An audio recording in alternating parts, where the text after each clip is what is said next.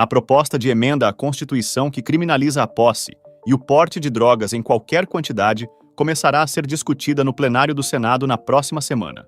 A tramitação do texto, PEC 45/2023, foi debatida nesta quinta-feira 14, em reunião de líderes partidários com o presidente da Casa, Rodrigo Pacheco. A PEC foi aprovada na quarta-feira, dia 13, pela Comissão de Constituição e Justiça, CCJ, com amplo apoio da oposição. No plenário, as PECs passam por 5 sessões de discussão antes de serem votadas em primeiro turno e por mais 3 discussões em segundo turno.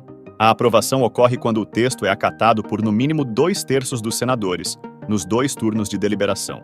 A matéria chega ao plenário do Senado e vai passar por 5 sessões, que são regimentais. Esperamos entregar essa medida, que não é contra nenhum tipo de poder, é a favor do povo brasileiro, a favor da saúde, da segurança pública, disse o senador Eduardo Girão depois da reunião de líderes.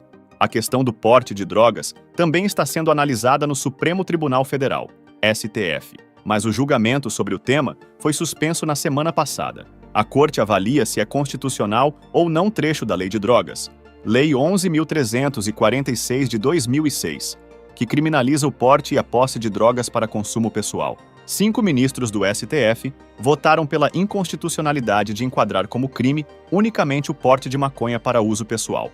3 ministros votaram para continuar válida a regra atual da Lei de Drogas.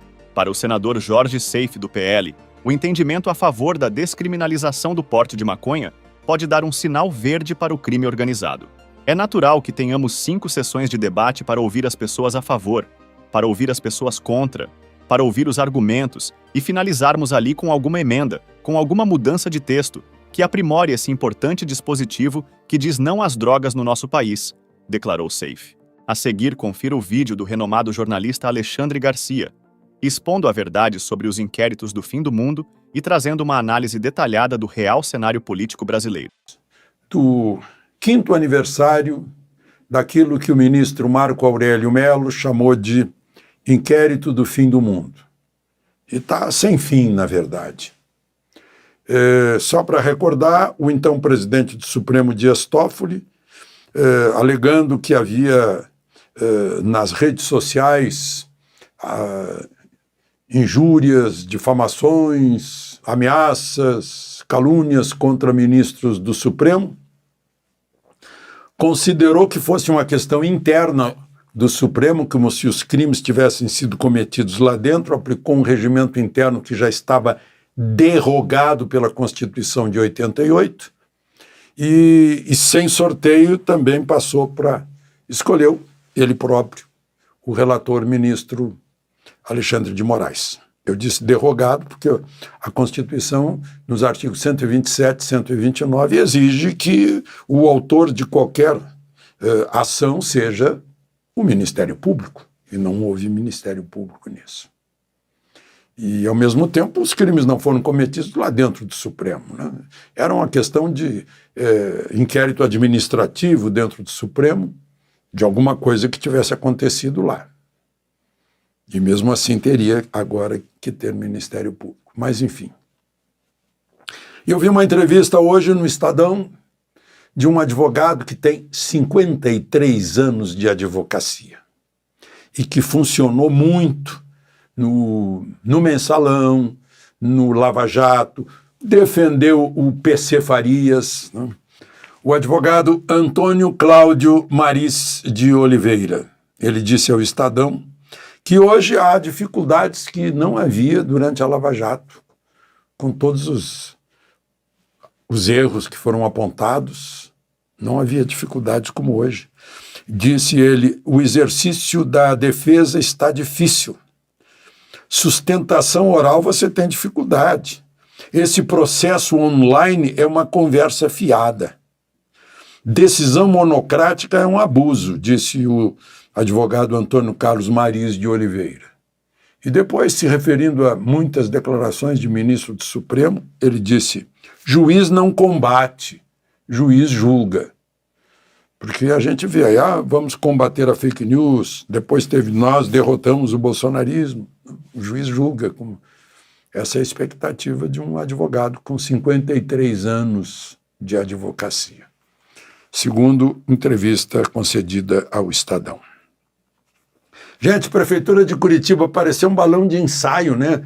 Ontem saiu a notícia de que o Richa, Beto Richa, que já foi governador, hoje é deputado federal, sairia do PSDB para entrar no PL para ser candidato à Prefeitura de Curitiba, apoiado por Bolsonaro. Causou uma grita geral. Janaína Pascoal, inclusive. Eu acompanhei a Janaína Pascoal no X, né? No antigo Twitter.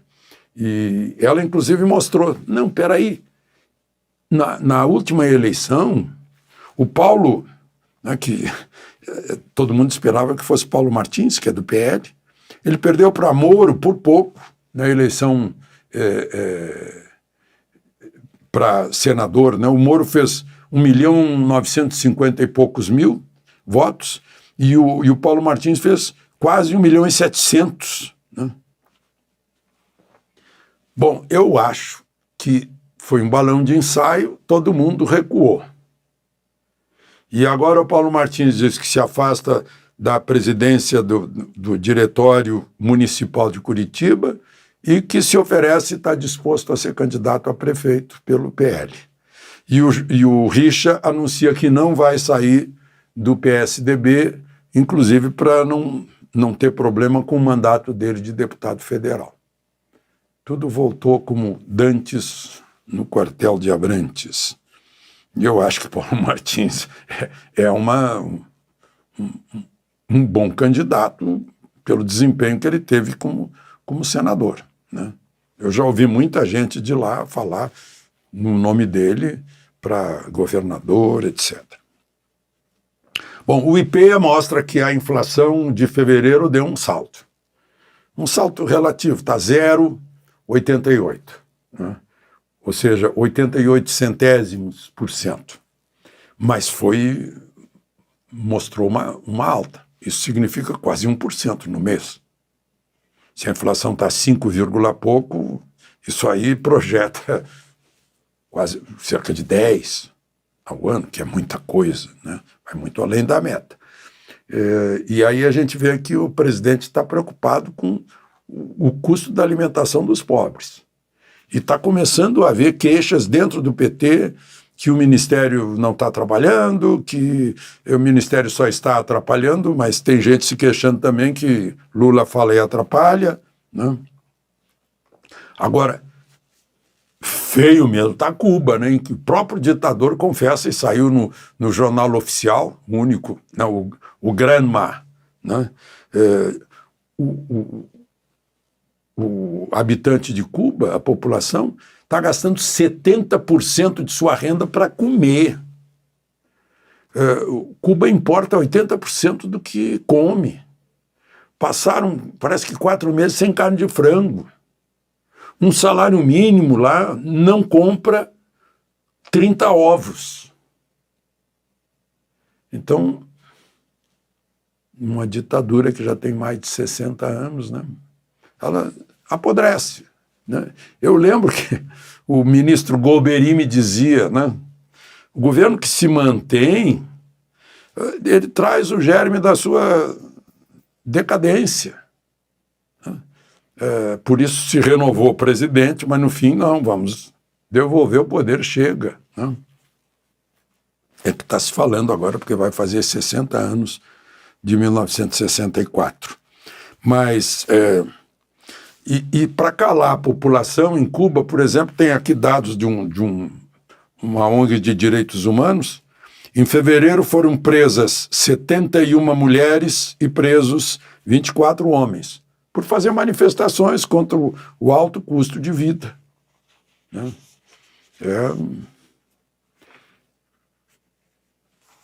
É bom a gente olhar, né? Porque eu falei lá no início, ao lembrar Marx, né? Aliás, não tem como não lembrar uma frase de Ronald Reagan, dizendo que anticomunista é aquele que leu Marx e entendeu. Comunista é aquele que só leu Marx, mas não entendeu bem, né? E não deu certo lá, como eu disse. E aí aquela movimentação toda de Foro de São Paulo e não sei mais o quê, que querem aplicar aqui. Está lá o Ortega, o Nicolás Maduro, Cuba continua insistindo, né? Aqui no Brasil está cheio de gente que ainda sonha com uma coisa que não deu certo. A China teve que mudar. A União Soviética acabou, né? Todos os países da cortina de ferro, a primeira coisa que acabou foi a liberdade. E aí se tira a liberdade para facilitar, né? Se fica com medo da liberdade de expressão, da liberdade de pensamento, que é garantida pela Constituição aqui no Brasil. Tem gente que diz, ele está divergindo, então ele é antidemocrata. Meu Deus do céu. A divergência é exatamente o que dá o combustível para se buscar a verdade, o melhor resultado. Mas essa ideologia é monolítica. Ela fala em diversidade, mas só para alguns modismos dela. Agora, diversidade de pensamento não suportam.